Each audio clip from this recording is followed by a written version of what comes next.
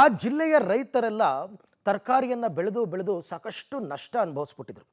ಕಷ್ಟಪಟ್ಟು ವ್ಯವಸಾಯ ಮಾಡಿದ್ರೂ ಕೂಡ ಬೆಳೆದ ಬೆಳೆಗೆ ಬೆಲೆ ಸಿಗಬೇಕು ಅಂತಂದ್ರೆ ಅದೃಷ್ಟ ಇರಬೇಕು. ಒಂದು ವೇಳೆ ಬೆಲೆ ಸಿಕ್ಕಿದ್ರೂ ಕೂಡ ವೈರಸ್ ಬಾಧೆ ತುಂಬ ಕಾಡ್ತಾ ಇತ್ತು. ಸಾಕಷ್ಟು ರೋಗ ರುಜಿನಗಳು ಬಂದು ತರಕಾರಿ ಎಲ್ಲ ಹಾಳಾಗ್ಬಿಡ್ತಾ ಇತ್ತು. ಹೀಗಾಗಿ ರೈತರು ಅನಿವಾರ್ಯವಾಗಿ ತರಕಾರಿಯನ್ನು ಬಿಟ್ಟು ಈಗ ಲಕ್ಷ ಸಂಪಾದನೆ ಮಾಡ್ತಕ್ಕಂಥ ಹಣ್ಣುಗಳನ್ನ ಬೆಳೀತಾ ಇದ್ದಾರೆ. ಹೇಗೆ ಸಾಧ್ಯ ಆಯಿತು ಇದು ಅಂತ ನೋಡೋಣ ಬನ್ನಿ. ಕೋಲಾರದಲ್ಲಿ ತೈವಾನ್ ಸೀಬೆ ಕಮಾಲ್. ತೈವಾನ್ ಸೀಬೆಯಲ್ಲಿ ಬದುಕು ಬಂಗಾರ. ಒಂದು ಕಡೆ ಸಮೃದ್ಧವಾಗಿ ಬೆಳೆದಿರುವ ಸೀಬೆ ಹಣ್ಣಿನ ತೋಟ, ಆಪಲ್ ಗಾತ್ರಕ್ಕಿಂತಲೂ ದೊಡ್ಡದಾಗಿರುವ ಸೀಬೆ ಹಣ್ಣಿನ ಗಿಡಗಳನ್ನ ಹಾರೈಕೆ ಮಾಡ್ತಿರುವ ಮಾಲೀಕ. ಇನ್ನೊಂದು ಕಡೆ ವೈರಸ್ ಬಾಧೆಗೆ ಸೊರಗಿರುವ ಟೊಮ್ಯಾಟೊ ಬೆಳೆ. ಈ ಎಲ್ಲ ದೃಶ್ಯಗಳು ಕಂಡು ಬಂದದ್ದು ಬಯಲು ಸೀಮೆ ಕೋಲಾರದಲ್ಲಿ.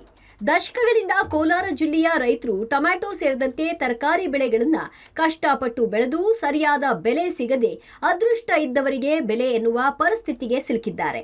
ಇದರ ನಡುವೆ ಕೋಲಾರ ತಾಲೂಕು ಚದುಮನಹಳ್ಳಿ ಗ್ರಾಮದ ನಾರಾಯಣಸ್ವಾಮಿ ಕಳೆದ 4 ವರ್ಷಗಳ ಹಿಂದೆ ಕೋಲ್ಕತಾದಲ್ಲಿ ಸಿಕ್ಕ Taiwan gold, Taiwan light pink, Taiwan white ಸೀಬೆಯನ್ನ ತಂದು ಬೆಳೆಸಿದ್ದಾರೆ. ಕಳೆದ 6 ವರ್ಷಗಳ ಹಿಂದೆ ಇವರು ಬೆಳೆದ ಬೆಳೆಗೆ ನಿರೀಕ್ಷೆಗೂ ಮೀರಿದ ಲಾಭ ಬರಲಾರಂಭಿಸಿದೆ. ಪರಿಣಾಮ ಮೊದಲು 3 ಎಕರೆಯಲ್ಲಿ ಸೀಬೆ ಬೆಳೆದಿದ್ದ ನಾರಾಯಣಸ್ವಾಮಿ ಈಗ ತಮ್ಮ 10 ಎಕರೆ ಭೂಮಿಯಲ್ಲಿ ಸೀಬೆ ಬೆಳೆದು ಉತ್ತಮ ಲಾಭ ಪಡೆಯಲಾರಂಭಿಸಿದ್ದಾರೆ. ಪ್ರತಿನಿತ್ಯ 1 ಟನ್ ಸೀಬೆ ಹಣ್ಣನ್ನ ಮಾರುಕಟ್ಟೆಗೆ ಕಳಿಸ್ತಾ ಇದ್ದಾರೆ. ಇವರ ಪ್ರಕಾರ ಎಕರೆಗೆ ವರ್ಷಕ್ಕೆ ಕನಿಷ್ಠ 20 ರಿಂದ 25 ಲಕ್ಷ ಆದಾಯ ಗಳಿಸ್ತಿದ್ದಾರೆ. ಇಲ್ಲಿ ಇರೋ ಸೀಬೆ ತೋಟನ ಒಂದು 8 ವರ್ಷದಿಂದ ನಾವೇ ಇಲ್ಲಿ ಬೆಳೆಸ್ತಾ ಇದ್ದೀರಿ.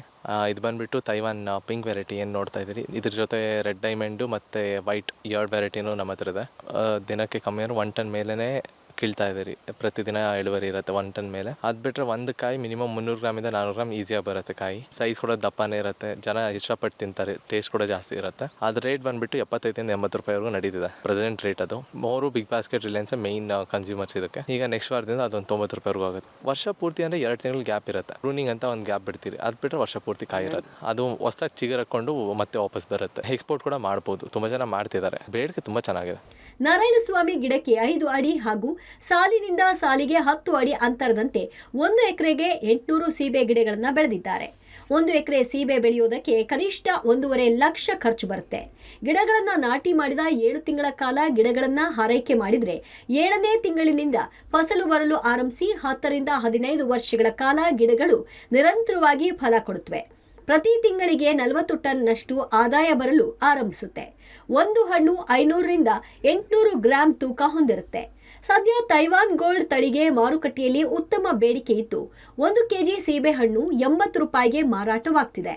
ಕೋಲಾರ ಜಿಲ್ಲೆಯಾದಂತಲ್ಲ ದೇಶದಂತ ಕೆಮಿಕಲ್ ಇಲ್ದಿದ್ದು ಬೆಳೆ ಬೆಳೆಕಾಗ್ತಲ್ಲ. ಹೂಕೋಸು ಇರ್ಬೋದು, ಗಡ್ಡೆಕೋಸು ಇರ್ಬೋದು, ಜೋಳ ಇರ್ಬೋದು, ಟೊಮೆಟೊ ಇರ್ಬೋದು. 3 ತಿಂಗಳ ಬೆಳೆಯಿಂದ 6 ತಿಂಗಳ ಬೆಳೆ ಮುಖ ಮಾಡ್ತಾ ಇದ್ದಾರೆ. ಏನು ಈ ಚೇಪೆಕಾಯಿ, ದಾಳಿಂಬ್ರೆ, ಪಪ್ಪಾಯ ಆ ಥರ ಆರ್ಗಾನಿಕ್ ಟೈಪು ಹೋಗ್ತಾ ಇದ್ದಾರೆ. ತರಕಾರಿ ಬೆಳೆಕ್ಕೆ ಕಷ್ಟ ಆಗ್ತದೆ. ಕೆಮಿಕಲ್ ಹಾಕಿದ್ ಬರ್ತಾನೆ ಇಲ್ಲ. ಸರ್ಕಾರಗಳು ಈ ಹವಾಮಾನ ಇಲಾಖೆಯಿಂದ ಕಳಿಸ್ತಾರೆ ವಿಜ್ಞಾನಿಗಳನ್ನ.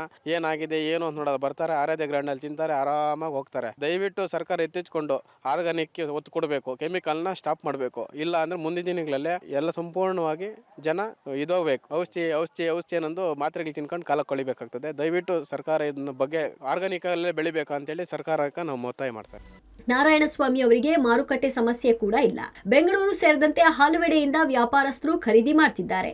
ಆನ್ಲೈನ್ ಮಾರ್ಕೆಟ್ಗಳಾದ ಬಿಗ್ ಬಾಸ್ಕೆಟ್, ರಿಲಯನ್ಸ್, ಮೋರ್ ಸೇರಿದಂತೆ ಹಲವು ಕಂಪನಿಗಳು ಕೂಡ ಇವರಲ್ಲೇ ಖರೀದಿ ಮಾಡ್ತಿದ್ದಾರೆ. ಕ್ಯಾಮರಾಮನ್ ಮದನ್ ಜೊತೆ ರವಿ, ಪಬ್ಲಿಕ್ ಟಿವಿ, ಕೋಲಾರ.